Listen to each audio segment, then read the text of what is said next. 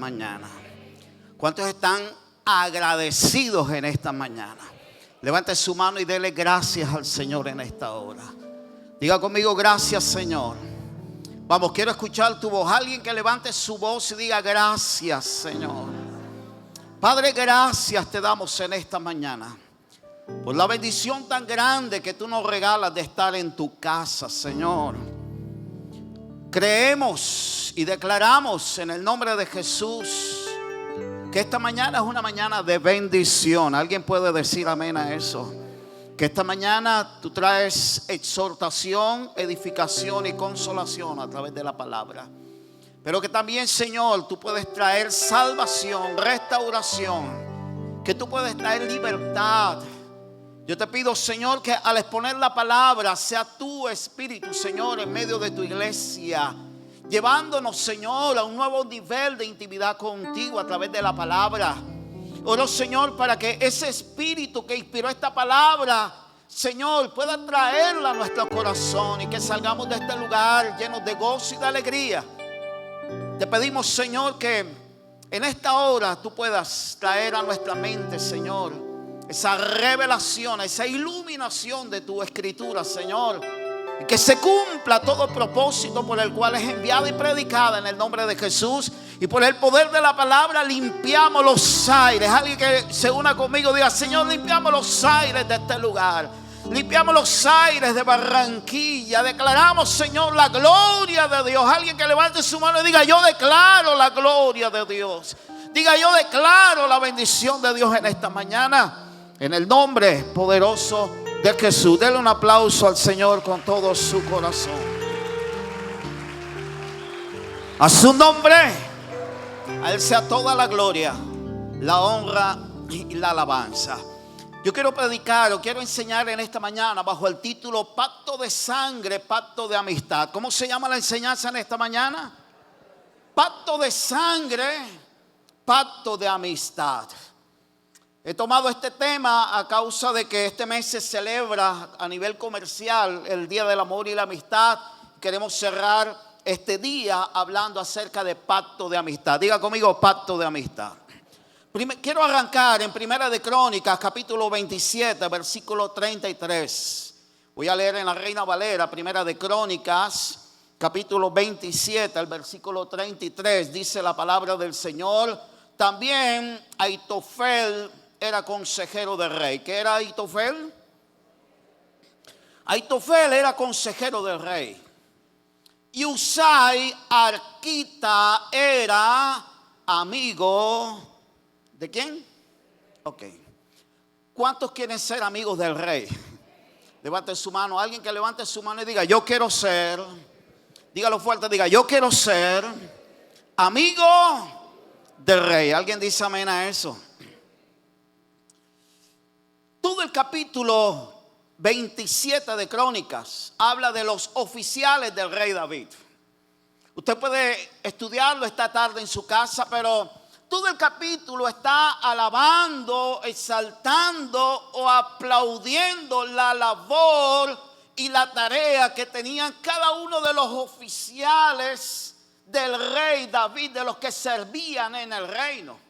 En los primeros versículos del capítulo 27 usted va a notar a los oficiales, a los comandantes, al general del ejército, los que comandaban sobre 100, los que comandaban sobre 30, sobre 60, sobre 1000. Habían oficiales, había rango militar, y este capítulo es una alabanza, una exaltación a esos oficiales, comandantes, generales que servían en el reino.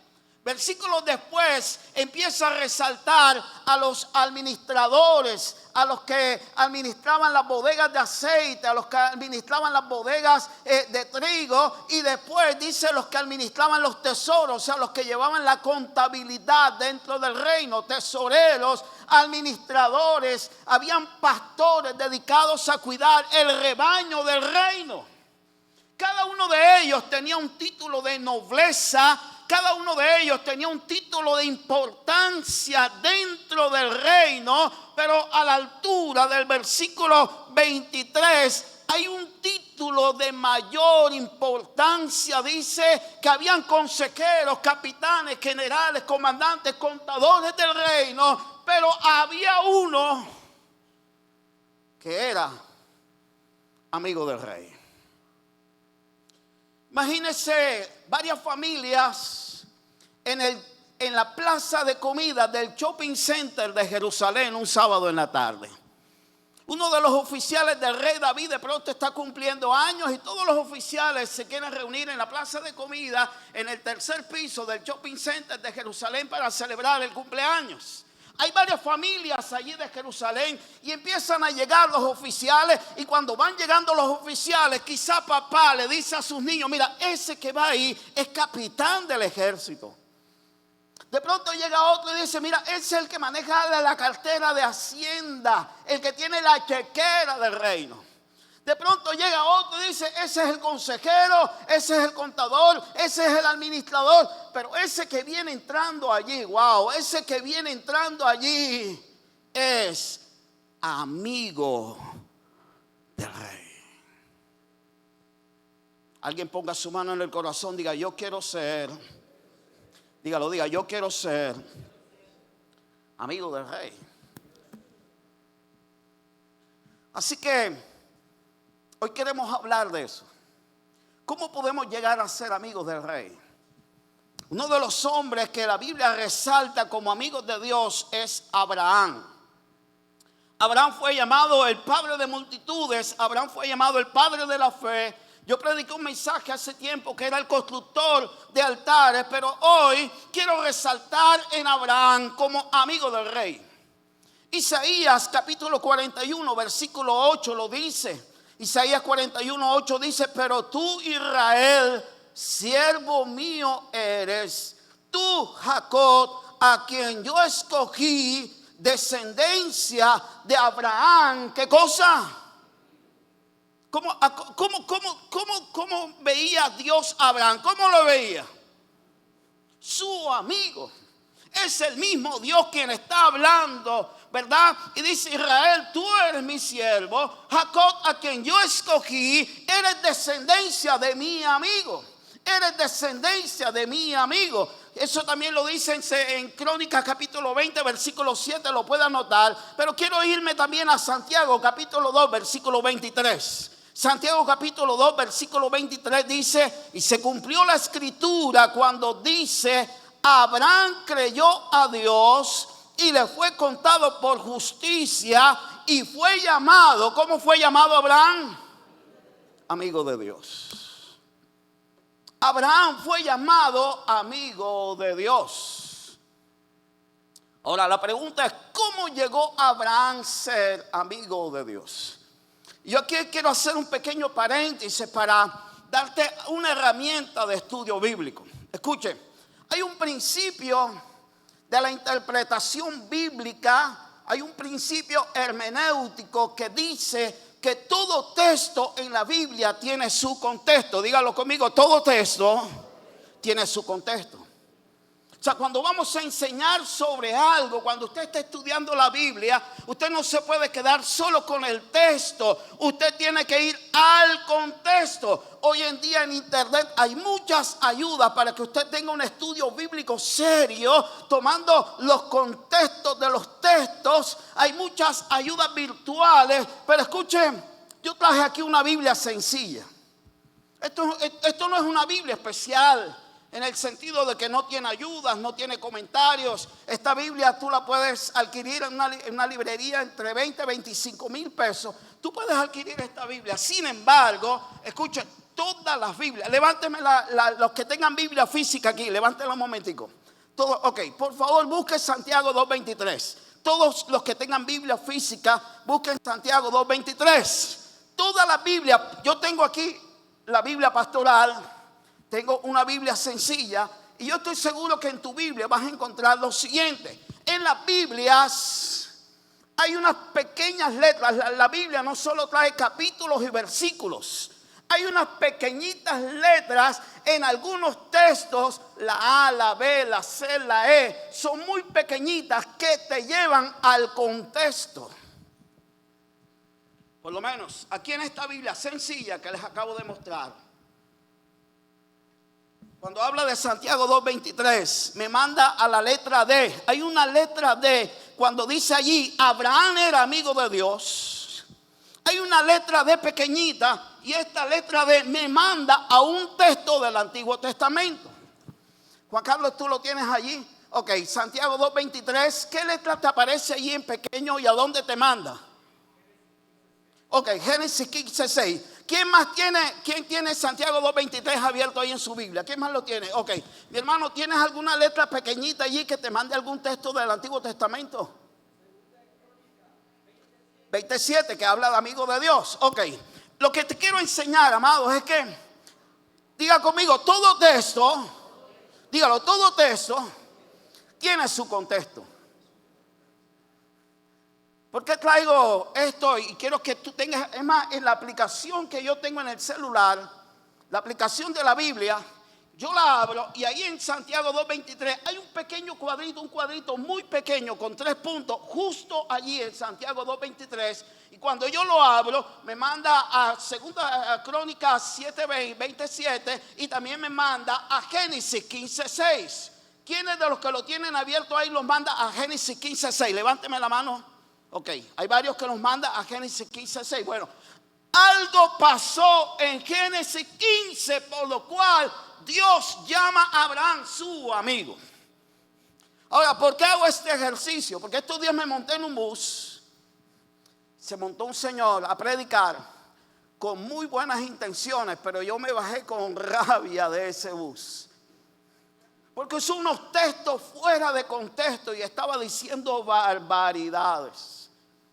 Cuando se toma un texto literal y no se va al contexto, podemos cometer el error de cometer falsa enseñanza. Yo me bajé con rabia, no lo confronté porque el bus estaba lleno. Esas cosas se hacen en secreto. Las correcciones se hacen en secreto. Yo estuve tentado a levantarme y decirle, Señor, usted está equivocado con lo que está predicando. Me bajé con rabia y oré por el Señor, por favor, ilumínalo. Tiene buena intención de presentar a Cristo, pero algo tan básico que tú tienes en tu Biblia para tener un estudio serio de la palabra, como esa ayuda en toda tu Biblia, van a aparecer números pequeñitos, letras pequeñitas que te van a llevar al verdadero contexto del texto. ¿Alguien me está entendiendo? Entonces, vamos a Génesis capítulo 15, versículo 6. Y vamos a resolver la pregunta, ¿por qué Abraham llegó a ser amigo de Dios? Génesis capítulo 15, del versículo 6 al 11, y después voy a leer del 17 al 18. Dice la Biblia, creyó a Jehová, está hablando de Abraham, creyó a Jehová y le fue contado por justicia. Y le dijo, yo soy Jehová que te saqué de Ur de los Caldeos para darte a heredar esta tierra. Él respondió, Señor Jehová, ¿en qué conoceré que yo he heredar esta tierra? En otras palabras, ¿cómo voy a conocer yo que tú vas a cumplir tu promesa en mi vida? Escucha, hasta ese momento Abraham había caminado sobre una promesa. Diga conmigo, promesa. De Génesis 12 en adelante, Abraham camina sobre una promesa. Pero cuando llegamos al capítulo 15, Abraham no solo camina bajo una promesa, Abraham camina sobre un pacto. Y es un pacto de sangre. Diga conmigo, pacto de sangre. Dígalo fuerte, diga, pacto de sangre, pacto de amistad. Dice, ¿en qué conoceré que heredar esta tierra? Y él le dijo, tráeme una becerra de 3 años, una cabra de 3 años, un carnero de 3 años, una tórtola también y un palomino. Versículo 10, y tomó él todo esto y lo partió por la mitad y puso cada mitad frente una a la otra. Subraye eso, por favor. Los partió por la mitad y los puso frente con frente, cada uno sobre ellos, mas no partió las aves. Versículo 11, y descendían las aves de rapiña sobre los cuerpos muertos, y Abraham las ahuyentaba, mas a la caída del sol sobrecogió sueño a Abraham. He aquí que un temor grande, oscuridad cayó sobre él. Vamos al versículo 17 y 18. Y sucedió que puesto el sol ya oscureció, se veía, subraya lo que viene por favor, se veía un horno humeando y una antorcha de fuego que se pasaba entre los animales divididos. Versículo 18 dice, y aquel día hizo Jehová. ¿Qué hizo Jehová? Un pacto. Hasta ese momento Abraham había caminado con una promesa. Pero ahora Dios lo lleva a otro nivel y lo lleva a un pacto. No es cualquier pacto, es un pacto de sangre. Es un pacto de amistad. Diciendo, a tu descendencia daré esta tierra desde el río de Egipto hasta el gran río Éufrates. Ahora, un pacto es un acuerdo entre dos o más personas donde se comprometen y se establecen unas condiciones a cumplir y a ejecutar y recibir retribuciones de una u otra parte en el cumplimiento de ellas. Repito, ¿qué es un pacto? Una definición sencilla. Un pacto es un acuerdo, un convenio, una alianza entre dos o más partes donde se comprometen, diga conmigo, compromiso, y establecen condiciones a cumplir y a ejecutar y recibir retribuciones de una u otra parte en el cumplimiento de ellas. Diga conmigo, pacto de sangre, pacto de amistad. Brother, pásame las sillas. Ricardo, ven por acá y me ayudas, por favor. Voy a explicar cómo se hacía un pacto de amistad en la antigüedad, tomando como referencia Génesis. Pónmelas aquí arriba, por favor. Ok. Dos partes, dos personas iban a hacer un pacto de amistad, un pacto de sangre. Lo primero que hacían era una zanja. Vamos a hacer una zanja, brother. Ayúdame, tira para ahí. Lo primero que hacían era que hacían una zanja. Una vez hecha la zanja, cogían un sacrificio y lo partían por la mitad. Imagínense que esto es un animal. Al partirlo por la mitad, dice la Biblia que se colocaban frente a frente. Lo acabamos de leer en Génesis capítulo 15.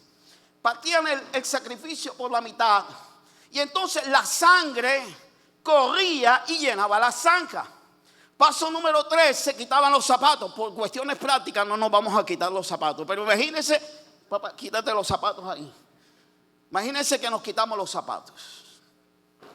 Entonces hacen la zanja, parten el sacrificio, lo ponen frente a frente. ¿Sí? No tengo la media rota y se lo puedo demostrar al final. Sino que estos zapatos me aprietan bastante y después el problema no es quitármelo, el problema es ponérmelo después.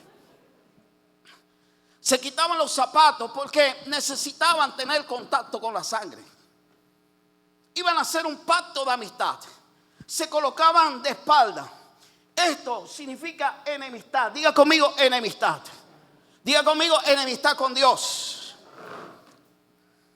Después hacían un círculo en 8. Empezaban de espalda, círculo en 8. En medio del sacrificio untaban sus pies en sangre. Pero cuando llegaban al círculo de 8 ya no estaban enemistados. Ahora estaban de frente. Le voy a adelantar algo. Esto fue lo que hizo Jesús en la cruz del Calvario con nosotros y con Dios. Empezamos de espalda. Estamos haciendo un pacto de sangre. Estamos haciendo un pacto de amistad. Empezamos de espalda. Ahora estamos frente a frente. Y vamos a hacer unos juramentos. Vamos a hacer un compromiso. Estos juramentos y estos compromisos requerían de un padrino. Alguien que fuera mayor que él y mayor que mi persona. Había un padrino, alguien que garantizaba que se cumplieran esto. Después se colocaban de frente y se quitaban la capa. Quítate la capa. Entonces yo cogía mi capa y se la colocaba a mi persona que estoy haciendo el pacto de amistad y le decía, hacía un juramento: si a ti y a tu familia en algún momento le falta comida, techo, provisión, yo me comprometo a suplir esa necesidad. Eso fue lo que hizo David con la casa de Saúl a causa del pacto que hizo con Jonatán. ¿Alguien se acuerda de eso? Eso fue lo que hizo. Si a ti o a tu familia le llega a faltar pan, comida, vestido, vivienda, yo hoy en este pacto de sangre, en este pacto de amistad, me comprometo contigo y con este padrino, con esta persona mayor, a que yo voy a cubrir tus necesidades y voy a cubrir la necesidad de tu familia. Alguien que tome esta palabra en el nombre de Jesús. Dios ha dado provisión para ti y para tu casa en ese pacto de sangre. Igualmente él tomaba su saco, su capa, y la colocaba sobre mí y hacía el mismo juramento. Luego se colocaban frente a frente y sacaban sus espadas. Saca tu espada, bro. Entonces hacían intercambio de espadas. Él me daba su espada y yo le daba mi espada. Y hacían un juramento. El juramento rezaba y decía: si alguien se mete contigo, tú vas para esa. Si alguien se mete contigo o con tu familia, yo saldré a tu defensa. Si tú vas a la guerra contra tus enemigos, mi deber es ir a la guerra con mis soldados y con mis criados. No vas a ir a la guerra solo, mi hermano. Cuando usted entra en guerra espiritual, usted no está solo. Hay un amigo que está contigo.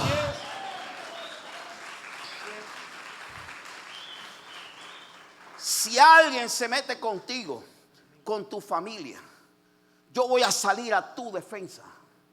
Si alguien te causa muerte a causa de este pacto de espada, yo voy a dar venganza. Y de esta manera sellaban el pacto de sangre.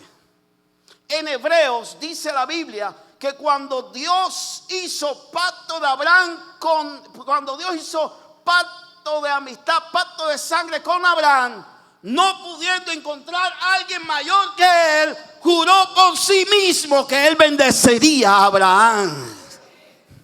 Mi hermano, quiero decirle, ese pacto tiene grandes promesas y bendiciones garantizadas en la sangre de Cristo para cada uno de nosotros. Denle un aplauso fuerte al Señor. Gracias, brother. Mira, esto es un pacto de amistad, mira. Gracias, papi. Gracias. Diga conmigo: pacto de sangre, pacto de amistad. Todo pacto en la Biblia requiere sangre. Cuando Dios hizo un pacto con Noé, Noé tuvo que derramar sangre de un cordero.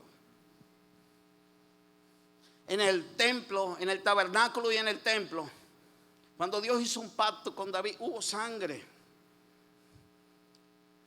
¿Por qué el matrimonio es un pacto?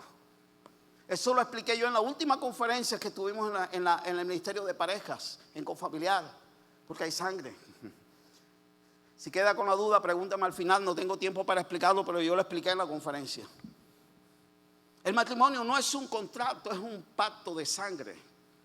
Dice la Biblia que es un pacto, o no dice la Biblia que es un pacto. Entonces, nuestra relación con Dios no puede ser algo simplemente religioso. Lo que garantiza mi relación con Dios es un pacto de sangre.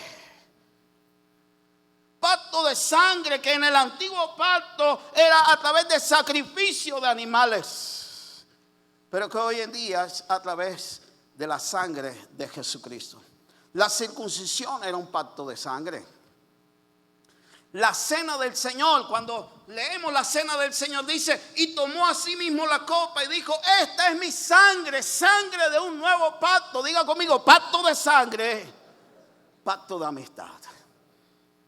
Entonces, Jeremías capítulo 38, versículos 18 y 20.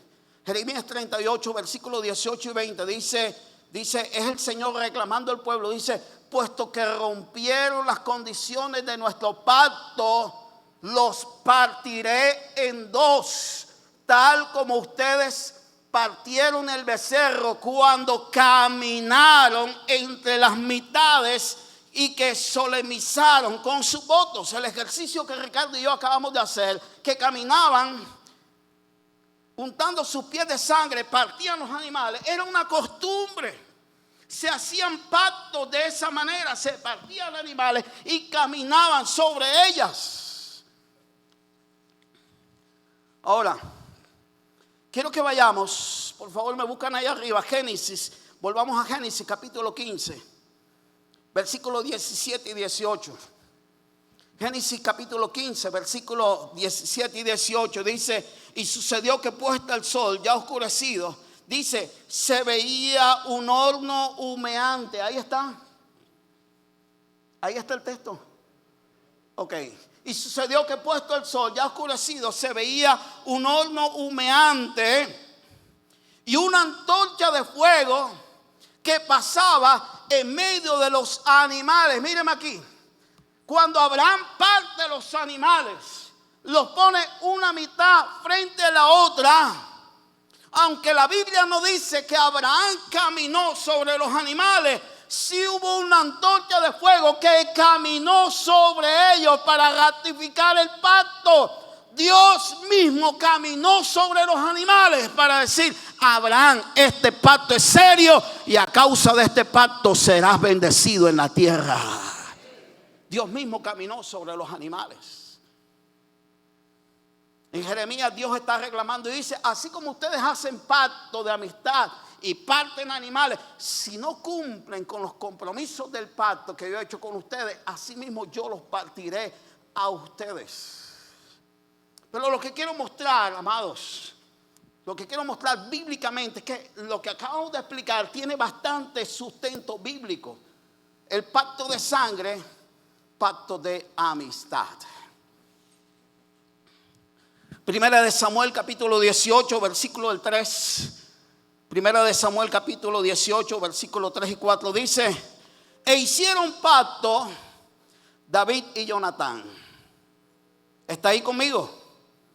Primera de Samuel capítulo 18 versículo 3 y 4 dice: e hicieron pacto David y Jonatán, porque él le amaba como a sí mismo. Jonatán se quitó el manto, así como Ricardo y yo nos quitamos la chaqueta. Dice, se quitó el manto que llevaba y se lo dio a David y otras ropas suyas. Y también hubo intercambio de espadas, de arco y de otras armas. Ellos juramentaron un pacto de amistad. Y cuando Jonatán murió, David tomó el reino. Y un día Dios trajo al corazón de David, dice: oh, un día hice pacto con mi amigo Jonatán. ¿Habrá alguien de la casa de Jonatán a quien yo haga misericordia? Quiero decirte en esta mañana que desde la cruz hoy hay pacto de misericordia para cada uno de nosotros.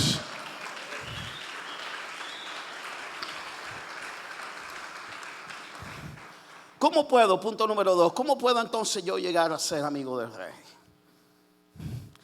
¿Tengo yo que partir animales y quitarme los zapatos y caminar encima de ellos? No, diga conmigo, no. Job capítulo 22 versículo 1 dice: vuélvete ahora en amistad con él. Vuélvete ahora en amistad con él y tendrás paz. Y por ello te irá bien. Levante su mano y diga: quiero ser amigo del rey. Vamos, alguien que levante su mano y diga: quiero ser amigo del rey. Colosenses capítulo 1 versículo 20 y 22 en la traducción del lenguaje actual. Colosenses 1 20 22 dice: por medio de Cristo Dios hizo que todo el universo volviera a estar en paz con él. Y esto lo hizo posible por medio de la muerte de su Hijo en la cruz. Antes ustedes estaban lejos de Dios y eran sus. ¿Se acuerdan que empezamos de espalda? Cuando no teníamos a Dios en el corazón, ¿cómo estamos con Dios? Enemistados. Antes estábamos enemistados con Dios, lejos de él, pues pensaban y hacían lo malo. Sin embargo, ahora Dios los ha hecho sus. ¿Su qué? ¿Su qué? Sígame. Dios nos ha hecho sus amigos por medio de la muerte de su Hijo, quien se hizo hombre. Dios lo hizo así para que ustedes y yo pudiéramos presentarlos ante Él sin pecado y libres de toda culpa.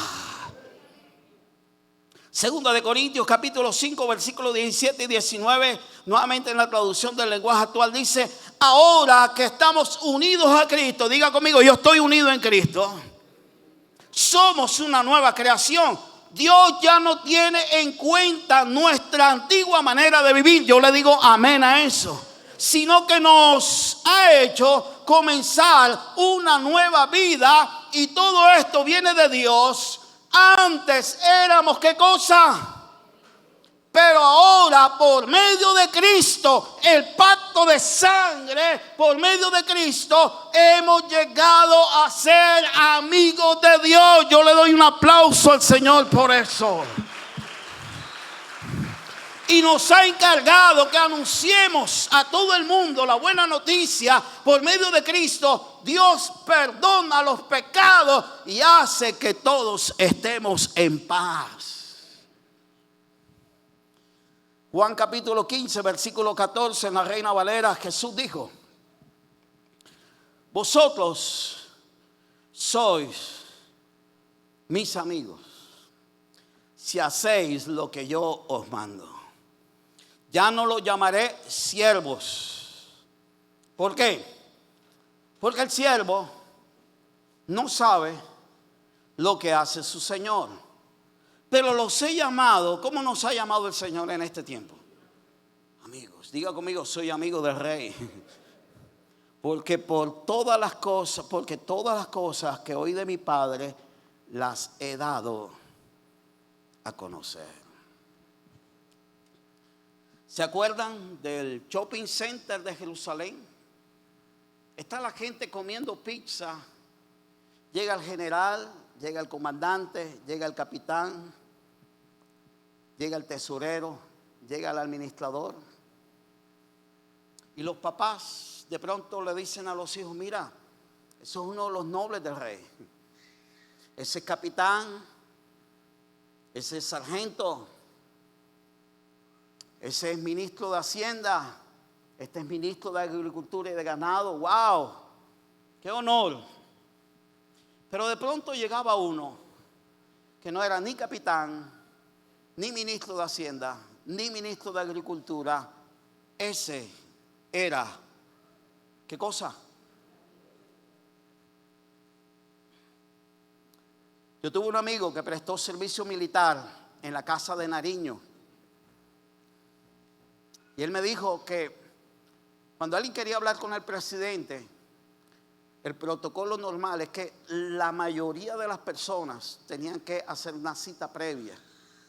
La secretaria, el asistente era quien regulaba que el capitán, el sargento, el ministro de Hacienda entraran a la oficina presidencial. Pero ese amigo me dijo: sabes, hay personas que son de tan confianza con el presidente que ellos no le piden permiso a nadie.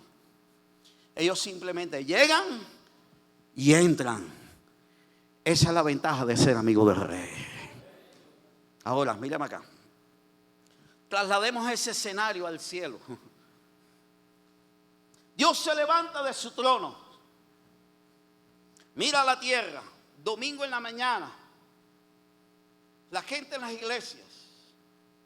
Dios llama a sus ángeles, le dice: muchachos, vengan aquí, Gabriel y Miguel, vengan aquí, quiero mostrarles algo. Miremos esa iglesia, miremos la iglesia Bautista Central.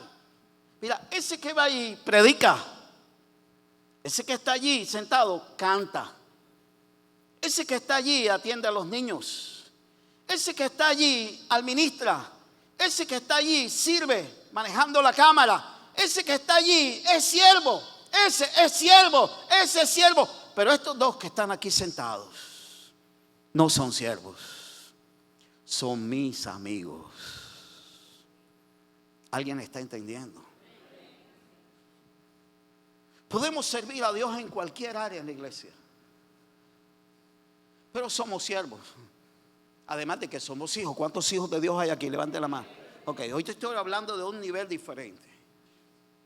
Posicionalmente todos somos hijos. Cuando estamos en un ministerio servimos. El que canta, el que predica, el que recoge las ofrendas, el que atiende las diapositivas, el que sirve en casa, el que sirve en esto, ya el Señor le muestra a sus ángeles, mira, este es mi siervo, este es mi siervo, esta es mi sierva, este es mi siervo. Pero estos que están aquí, wow, puede hacer que tú y yo seamos uno de esos. Estos que están aquí. Jesús dijo, ya no los llamaré siervos. Los voy a llamar mis amigos. Porque es que muchas veces el siervo no sabe lo que está pensando su Señor. Pero el que es amigo, yo le doy a revelar todo lo que viene del Padre.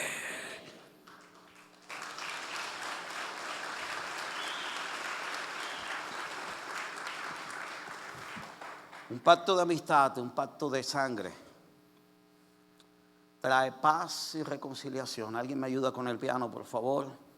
Un pacto de amistad, un pacto de sangre tiene cobertura y protección. Diga conmigo cobertura. Diga conmigo defensa. Diga conmigo protección. Diga conmigo reconciliación. Y un pacto de amistad, un pacto de sangre tiene provisión.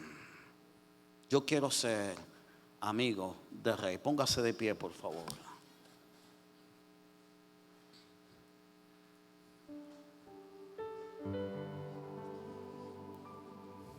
Pon tu mano en el corazón. No levantes tu mano, ponla en el corazón.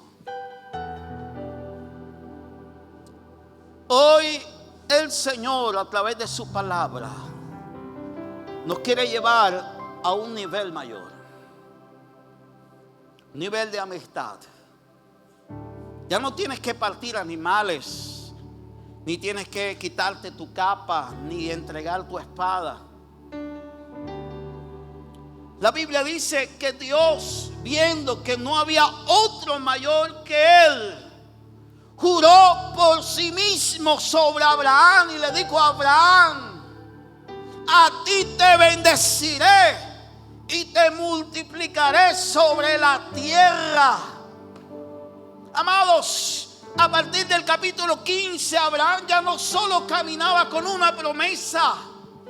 Abraham empezó a caminar con la promesa, pero también empezó a caminar sobre un pacto de sangre, un pacto de amistad. En la cruz del Calvario, Jesús dio su vida y derramó hasta la última gota de su sangre para que esa reconciliación, para que ese perdón de pecado, para que esa provisión, para que esa protección caminara con nosotros todos los días de nuestra vida.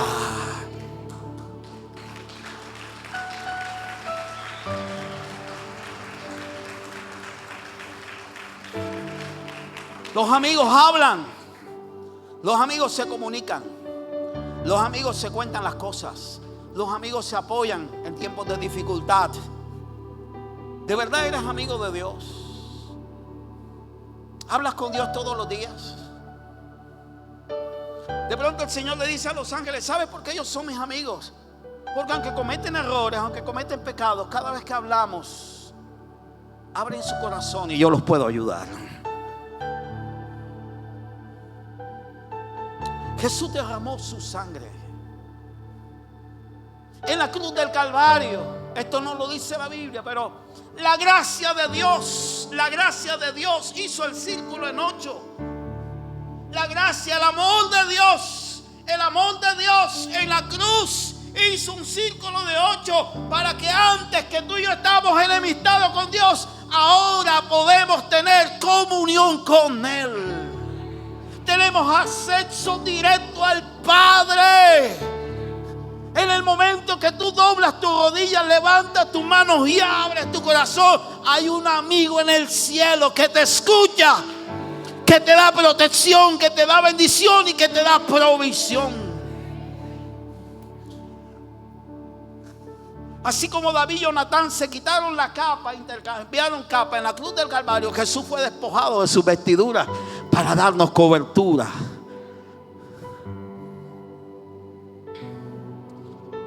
Oh, te adoramos, Señor. Ahí con tu mano en el corazón, dile: Señor, ayúdame a caminar en ese pacto. Ayúdame a caminar y a vivir en ese pacto. ¿Hay alguna persona en esta mañana que no haya entregado su vida a Jesucristo y que hoy de pronto viene por primera, segunda vez como invitado y diga: yo quiero ser amigo de Dios, yo quiero ser amigo del Rey, yo quiero abrazar a Cristo y su pacto de sangre, porque yo quiero tener comunión con Dios? Yo quiero entregarle mi vida al Señor Jesucristo para tener el perdón de mis culpas y de mis pecados. ¿Hay alguien en esta mañana que quiera entregar por primera vez su vida al Señor Jesucristo?